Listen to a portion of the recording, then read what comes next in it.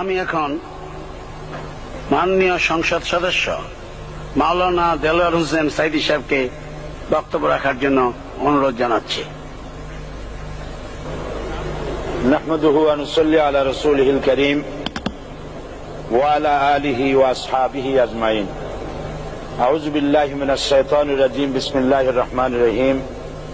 মাননীয় স্পিকার, আপনি এই মহান সংসদের স্পিকার হিসেবে নির্বাচিত হয় আমরা জাতীয় সংসদের পক্ষ থেকে আপনাকে অন্তরের অন্তঃস্থল থেকে মোবারকবাদ জানাচ্ছি।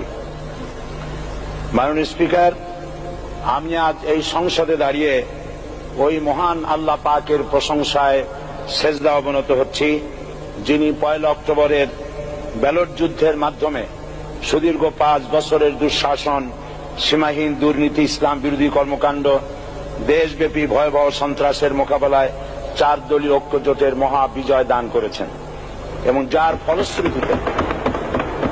ফলশ্রুতিতে আজকে আমরা এই মহান সংসদে দাঁড়িয়ে কথা বলার সুযোগ লাভ করেছি। মাননীয় স্পিকার, আপনার মাধ্যমে আমি আমার অন্তরের অন্তঃস্থল থেকে দেশবাসীকে ধন্যবাদ জানাই।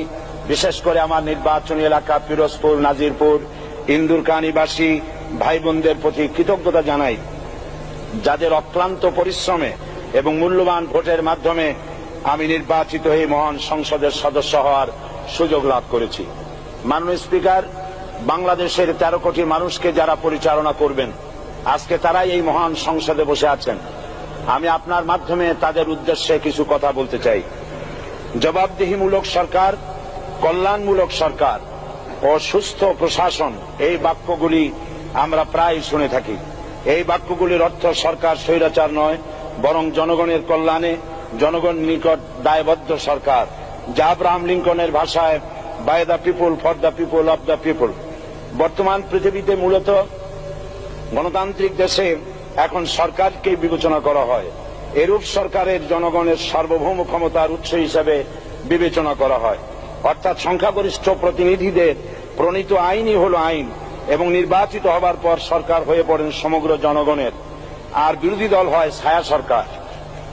মাননীয় স্পিকার, সরকারকে সঠিক পথে পরিচালনার জন্য বিরোধী দলকে অপরিহার্য বিবেচনা করা হয়। বর্তমান গণতান্ত্রিক চেতনা বেশি পুরনো নয়,